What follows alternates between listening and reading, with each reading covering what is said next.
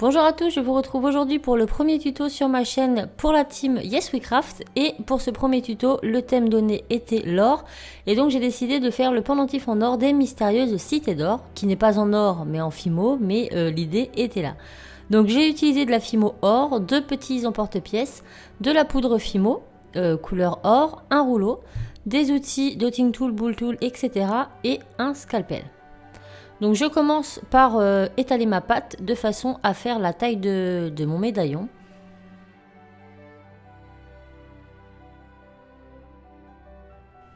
Donc là c'était un peu trop gros, donc j'ai réaffiné un peu ma pâte et j'ai donc utilisé le plus gros de l'emporte-pièce. Une fois que ma forme est bien redonnée, je vais venir prendre le petit emporte-pièce que je vais mettre au ras du bord inférieur. Et une fois que c'est bien centré, je viens couper. Maintenant, je décolle le tout et je vais séparer donc mes 2 pièces. Donc moi, je voulais que mon médaillon soit amovible exactement comme dans le dessin animé. Donc je vais commencer par sculpter la partie du haut. Donc je commence par faire le trou au centre pour pouvoir y insérer ensuite des petits anneaux pour mettre ma chaînette. Et ensuite, je vais venir dessiner tous les triangles de mon médaillon. Donc je me suis inspirée tout simplement du vrai médaillon pour pouvoir venir dessiner mes dessins dessus. Donc je les sculpte principalement avec un petit dotting tool et je vais faire en sorte d'étirer ma pâte vers l'extérieur et non pas vers l'intérieur. Vous allez comprendre après pourquoi. En fait, je ne veux tout simplement pas déformer le rond que j'ai déjà fait à l'intérieur. Si ça déforme l'extérieur, c'est pas grave, on va recouper ensuite avec l'emporte-pièce. Donc je fais légèrement mes dessins et une fois que je vais venir creuser, je vais plus étirer la pâte vers l'extérieur que vers l'intérieur. Donc je vais dessiner donc plusieurs triangles sur le côté droit et exactement les mêmes sur le côté gauche. Donc j'ai en tout 6 triangles au total. Donc pour ça, je me suis tout simplement aidée de l'original. Donc là je vous laisse tout simplement regarder, ça va être beaucoup plus simple plutôt que de vous énumérer chaque triangle que j'ai pu réaliser.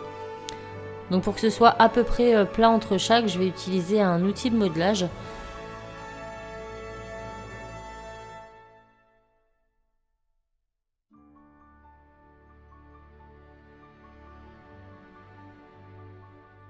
Donc là on peut remarquer que l'extérieur de mon pendentif se déforme légèrement mais pas l'intérieur et c'est vraiment le plus important à cette étape du travail.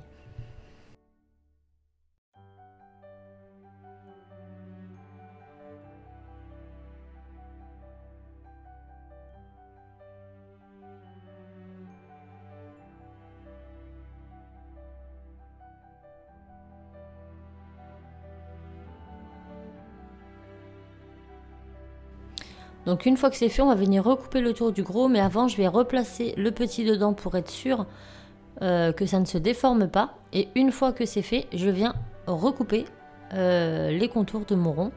Et comme ça j'ai les marquages, mais je garde cette forme bien arrondie sans avoir déformé l'intérieur. Donc là on va continuer toujours sur la même lignée. Donc sur le pendentif original, il y a 5 lettres. Donc je vais venir directement les réaliser avec des petits boudins de pâte. Donc sur le premier, c'est un espèce de rond, donc je pense un O. Donc je le place à partir du deuxième triangle et j'appuie légèrement pour qu'il adhère à la pâte. Ensuite nous avons la lettre J.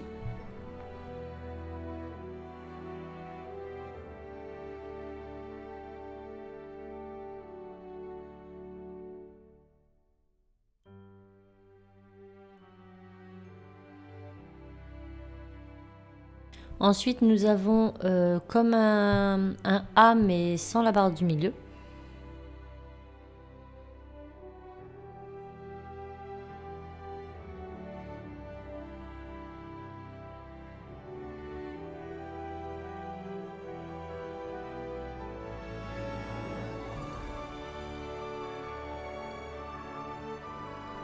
Ensuite, j'ai une autre lettre dont je saurais vous dire. C'est un C, je pense. Mais je ne suis pas sûre. Donc avec des lettres assez géométriques, puisque ça reste des lettres un peu aztèques. Donc, et pour finir, un S. Donc pareil, pas très arrondi, assez géométrique.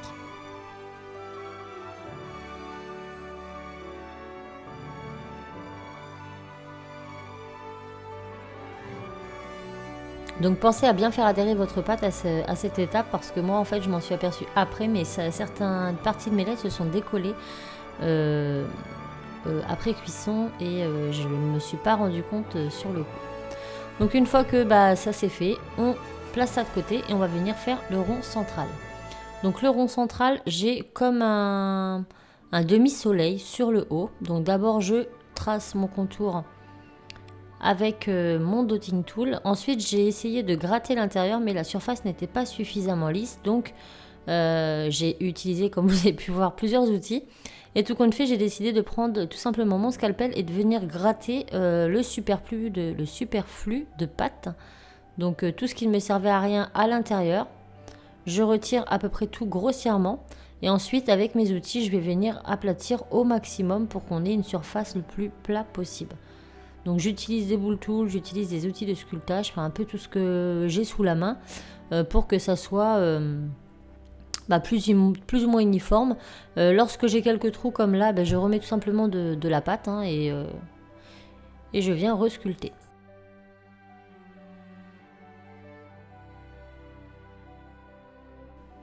Je pense à bien étaler partout. Et une fois que mon demi-soleil sera fait, je vais pouvoir passer au reste qui est relativement assez simple. Donc je viens dessiner en dessous des petites formes géométriques donc qui part du plus petit vers le plus grand qui se trouvera au centre. Et je fais ça sur tout le long. Donc là on a quelque chose d'assez avec des formes assez arrondies. Donc une fois que c'est fini, avec un outil plus droit, j'essaye de refaire des petits angles droits pour que ce soit un peu plus carré. Et pour finir en bas, des triangles. Donc pareil, cette fois-ci, je vais étirer. Donc d'abord, je les dessine grossièrement, comme ceci. Et ensuite, je vais gratter l'intérieur des triangles en allant toujours vers l'extérieur, comme je l'ai fait pour le haut. Et ensuite, on va revenir prendre notre emporte-pièce pour venir reformer en fait notre rond. Donc là, pareil, j'affine les angles pour avoir quelque chose de plus droit. Et ensuite, un coup d'emporte-pièce. Et on a quelque chose de à peu près égal partout. Donc là, on a presque fini. Maintenant, j'ai remis donc les cercles ensemble et je vais venir tout recouvrir de poudre dorée car je trouvais que le résultat était plus réaliste avec cette poudre, mais ce n'est pas obligatoire. Donc une fois que c'est fait, on va venir mettre les deux ronds ensemble et on passe à la cuisson.